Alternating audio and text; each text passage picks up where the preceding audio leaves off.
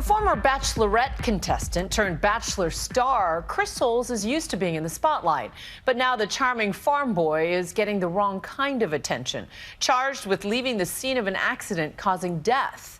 Why his lawyers believe a recorded 911 call could save him from a felony conviction. Here's ABC's Mara Schiavocampo. He's the Iowa farm boy turned reality show heartthrob, looking for love on season 19 of ABC's The Bachelor.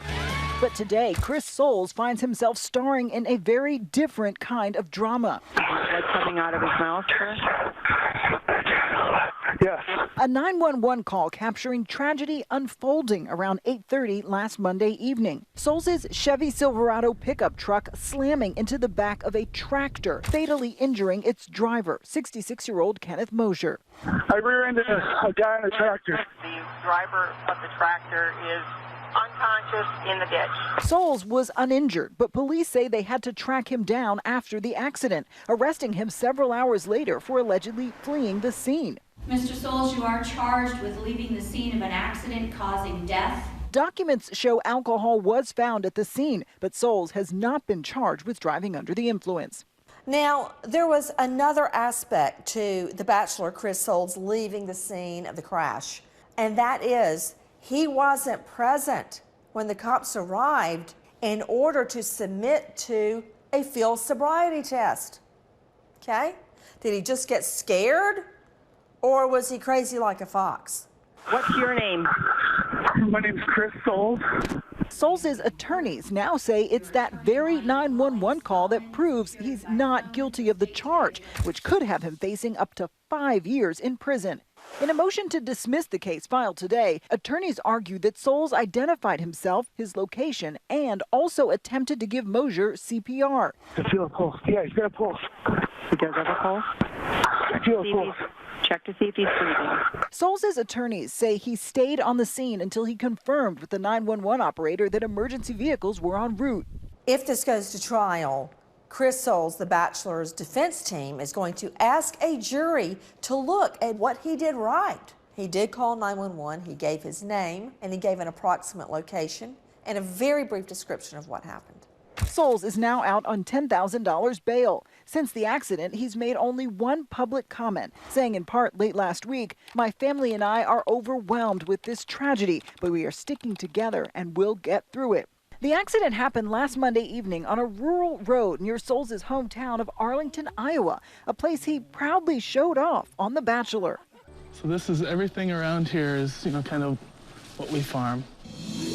Soules joined the ABC reality dating franchise in 2014 as a contestant on The Bachelorette, vying for Andy Dorfman's affection.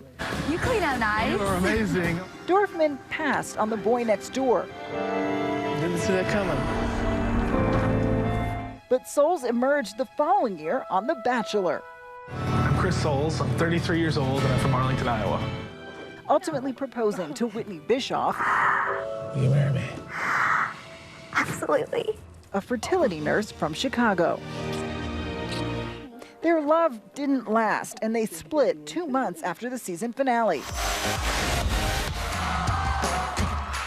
Soules didn't step out of the spotlight for long, though, joining Dancing with the Stars that spring. Very often, celebrities are treated with kid gloves. On the other hand, a judge may feel that he or she has to make an example of Chris Soules because he is a celebrity and do a backbend not to treat him differently than anyone else. Translation, treat him more harshly. Last week wasn't Soules' first run-in with the law. He's had a series of speeding tickets as well as multiple citations for drinking underage and was arrested for a DUI a little over 10 years ago. In fact, in that 2005 DUI arrest, Soules was fined $500 and served a year of probation. And no, he does not have a violent criminal past, but this is what he does have. He has a series of underage drinking, speeding, traffic violations, dating all the way back to 1998. The victim, Kenneth Mosier, was Soules' neighbor in their small-town Iowa community. When you're a close-knit group, it's just like one of the families gone. The grandfather of 3 and Vietnam War veteran died from his injuries at the hospital hours after the accident. The Mosier family remembered him last week, saying he enjoyed his farm immensely. He'll be missed terribly by those who loved him. Soules had to surrender his passport and is wearing an ankle monitor. He's expected back in court next month. I believe there is a remote possibility this case could actually be dismissed. If there are no criminal charges, I would anticipate a civil trial for wrongful death. For Nightline, I'm Mara Schiavocampo.